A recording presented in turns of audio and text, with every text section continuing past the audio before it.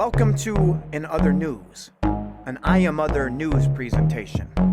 I'm gonna use crayon drawings and fast raps to explain the news. Let's talk about the government shutdown. The Republicans and Democrats are arguing about how many dollars there are to spend, and neither side is up for bargaining. It's disheartening. I'm not surprised, it's the hearts of men. Let's take a look at both sides of the coin and try to find a little balance in the situation. Try to take the politicians and the bias and the media and triumph and the malice out of this equation. March 23rd, 2010, Barack Obama passed into law the Affordable Health Care Act. A lot of people were concerned that it would be hella expensive, way more than your welfare snack. Let me explain a bit. People think the GOP goes in reverse. The law went into effect on October the 1st, which is the day that Congress must approve a yearly fiscal budget, and the House of Representatives kept trying to defund it. But the Senate just as passionate. They kept passing it back to the House and re-adding it. Then the House of Representatives Republicans were acting pissed, like, please, enough with this bratty. And none of them were even thinking about the real fate. Both houses in Congress, they hit a stalemate. They had until October 1st to come around, but they didn't, so the whole entire government just shut down. I don't care what side you're on, cause this was really not a proud day. A million federal workers was going next to berserker, man. They was left in the dirt for sure, though. They were furloughed without pay. We watched a 4-year-old Barack Obama catch feelings. We watched a 6-year-old John Boehner catch feelings. They argued like little schoolgirls, and they finally temporarily raised the debt ceiling.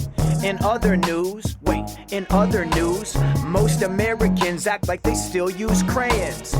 In other news, let's talk about what else happened around America last week. Here we go. There was a biker rally out in New York City last week where a dude in an SUV accidentally hit a biker with his vehicle. He likely didn't mean to, though they still didn't let him free. Let me explain a bit. Maybe there's a chance the dude wasn't sober, cause this was no ordinary dude in a Rover, though. Cause when the bikers had his vehicle surrounded, he just slammed on the gas and ran a few of them over. Whoa! His wife and kid were in the car. His wife probably said, honey, we ain't dying like this, bro. Unfortunately, the motorcyclist blocked his truck and tried to beat in his driver's side window. They pulled him out the truck and then they punched him, kicked him, crushed him, whipped him, struck him, split him, lifted him up and started flipping him up, kicking his truck and left him just a bloody victim. Yeah, the correlate was gory, so let me try to find a nice moral to the story. This motorcyclist up on the road, pay courtesy to him, or you can end up in the uptown emergency room. Kanye West and Jimmy Kimmel were coincidentally in the middle of a sentimentally minimal belittling rigmarole, cause Kanye did an interview when something had triggered him, though, and he was talking fashion and just getting so venomous, though. He was just defending all his women, Kris Jenner and Kimmy and Co.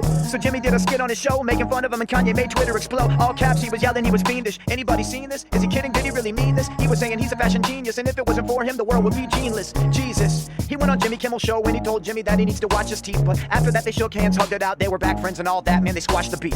In other news, there's a bunch of wars out there blowing up people like they don't need their left feet, but that's obvious, everybody knows that. We'll talk about it another time. See you next week. In other news, most Americans act like they still use crayons.